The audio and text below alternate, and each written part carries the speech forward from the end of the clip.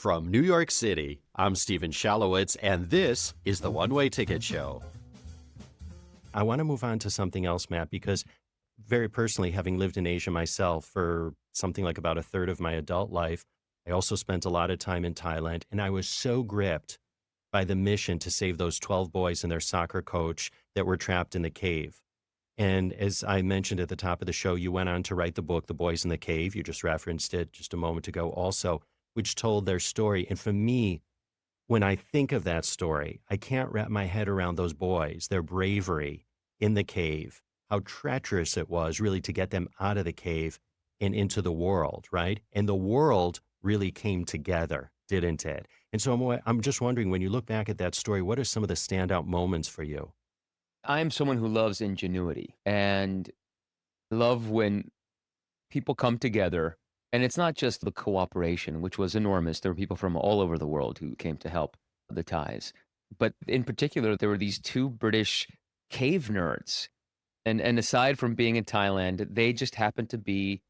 And actually, this dovetails back into, I will actually somehow segue this into politics, even though I don't do politics, Yes. but it's about experts. Right? You got to trust the experts. And that is what we're shifting away from in this country. In particular, our president is not a fan of experts. But these two British dudes who were, in their 50s, they're the kind of nerds who are in high tech and wear dark socks with sandals. But they happen to be the very best in the world at a very niche thing. And that's not just caving, not just cave diving, but cave dive rescues.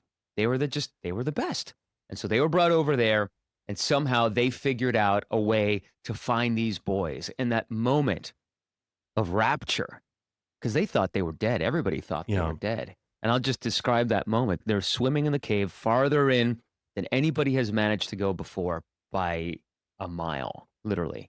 They're in there, and they're bobbing up and down wherever there's any bit of air, because what they're doing is nothing works in the cave beyond the opening threshold. There's no GPS, there's no radar, there's no infrared, there's no cell signal.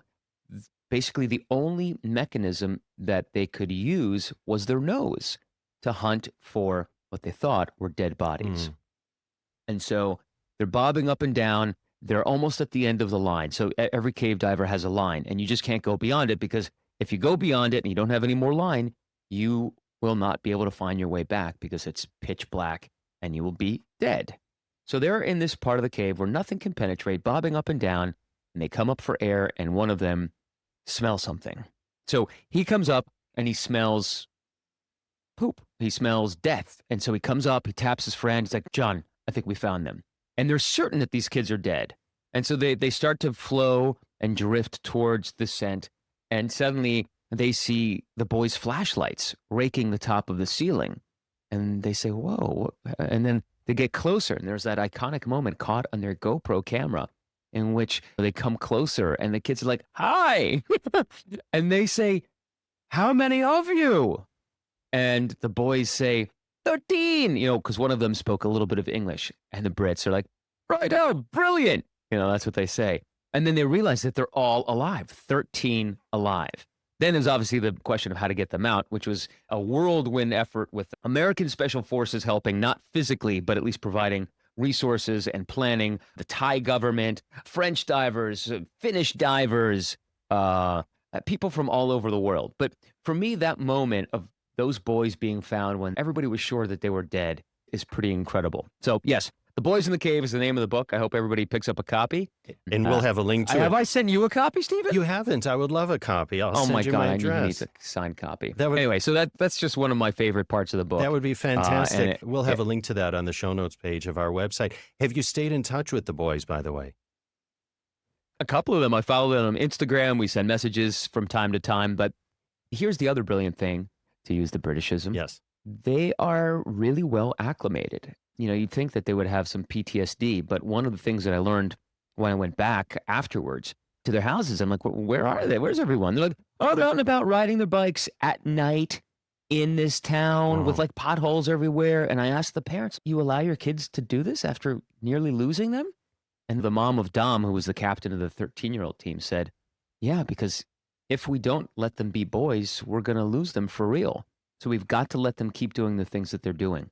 And so, That's interesting. yeah, it was brilliant. It was just like that was a really good bit of parenting. Right. And so all of them were out and about every day, some of them on mopeds and scooters, and they were just living their lives as if, not as if anything happened because they're famous, but they were allowed to be boys and they were allowed to be daring and they were allowed to take risks. And I think that in combination with a really tight knit community and good parenting helped them recover. Now, they seem okay. Right. Even just their philosophy on life. I know that they meditated as well in the cave, didn't they? That's right.